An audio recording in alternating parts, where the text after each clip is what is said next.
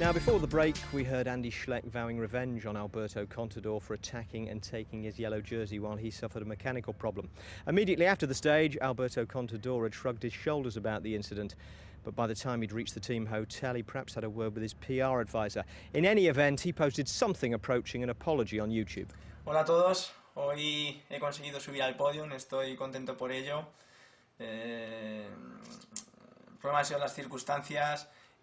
Justo cuando he atacado ha tenido un problema mecánico Andy en la última subida. La carrera estaba totalmente lanzada y bueno, tal vez me he equivocado, ¿no? Lo siento. Este tipo de cosas que han pasado hoy es una cosa que no me gusta, es cosas que no van conmigo y espero que la relación que tenemos tanto Andy como yo sea igual de buena que hasta ahora. Un saludo. Well, either Andy Schleck hadn't bothered getting his laptop out of the suitcase at the team hotel, or he just wasn't in the mood to accept Contador's apology, because he skipped the start line protocol in Po for stage 16 and skulked at the back of the pack in his white jersey.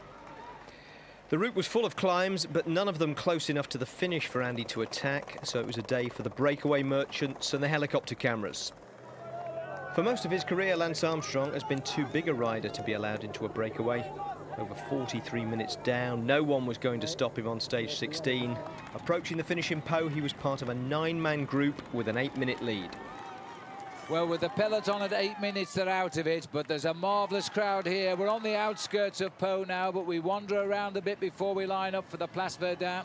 6.8 kilometres to go. Carlos Barredo is 20 seconds in front. They've got him locked in on the radar, but they don't want to catch him until we're approaching the finish. Chris Horner is on the front. Pierrick Fedrigo, already a double stage winner in history in the Tour de France, in Gap and in Tarbes. Armstrong, 22 stages he's won in his career in the Tour de France, and also 3 in the team time trial.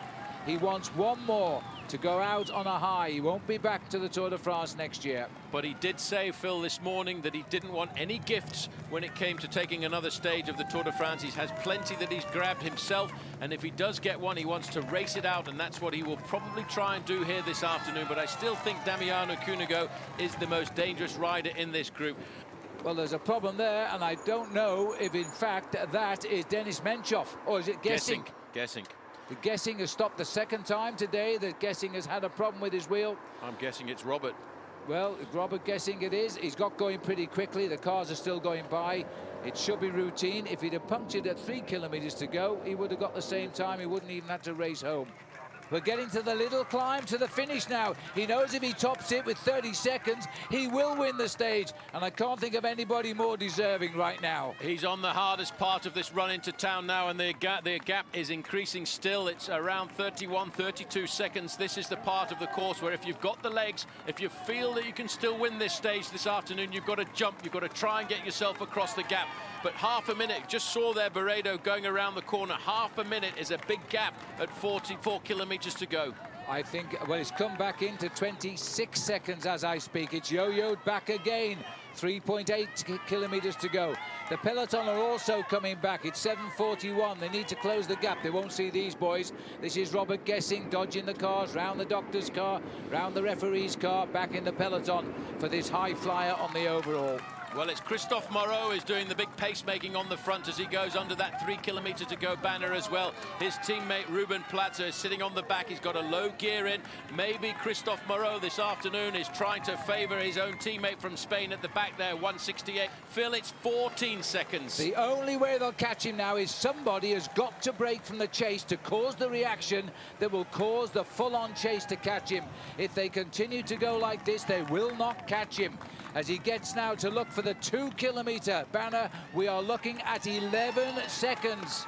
The man at the front, though, has been at the front for a long period of time. He is now looking at the banner telling him 2 kilometres to go, 2,000 metres. And 2,000 metres and 11 seconds the spread. Here comes the chase. It's still being enacted by the whole group of cyclists here, but somebody's got to take the courage to go at the moment. It's 10 seconds. Down to 10, and still Horner and Christophe Moreau at the front. They're obviously working together like a couple of maniacs for their two riders in this group. One is working for Ruben Plaza, the other is working for Lance Armstrong. The gap is still at 10 seconds. There he is, and he's going to see the next banner very shortly, Phil, and that banner will be the 1 kilometre to go banner. We are looking now, as I speak, 1.5 kilometres to go, or 1 mile to the finish, and they are going to catch him, you know, at the kilometre to go sign. That is absolutely incredible. Nobody has broken away. It's just the pacemaking of Christophe Moreau. Moreau is up there, but look at his teammate Plaza has moved up into 5th possession. He's on the wheel of Peric Federigo. It's down to 7 seconds. That looks to me like a lot less than 7 seconds. He's getting out of the saddle now. He's mustering every last little bit of energy his body can produce, and Moreau is clawing his way back to his wheel. Behind Moreau, it's Horner. Behind Horner, it's Cunego. 1 kilometre to go, and the group is together at 1,000 metres. Well, that was incredible, and now it is up to Christophe Moreau to lead out the race here. Armstrong is sitting at the back. Is he going to try and take it in the sprint? He used to be able to sprint, but there's a counter move as it goes off.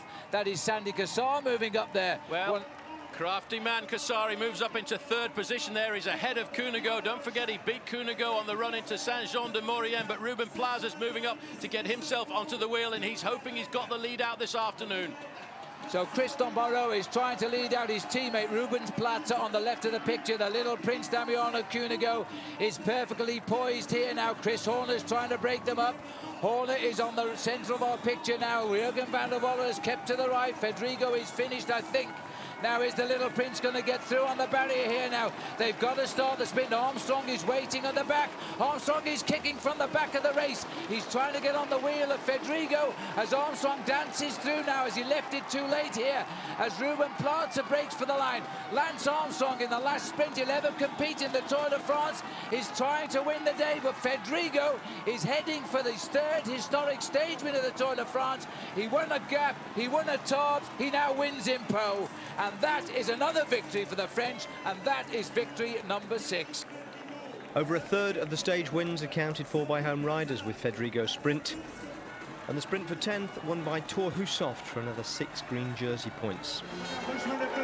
The crowd didn't seem to have fully forgiven Alberto Contador, but there were some cheers mixed in with the boos for his 2nd appearance on the podium in the yellow jersey.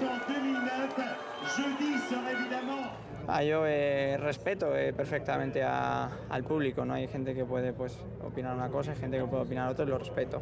I don't know if you guys have laptops and computers in your hotel, but if you did you have a look at YouTube and have a look at Alberto's apology, and what did you make of it? I haven't seen that, you know, but it was important for me. He came today to me and he apologized personally, and you know I appreciate that a lot, and you know he knows that he did a mistake yesterday, and he apologized for that.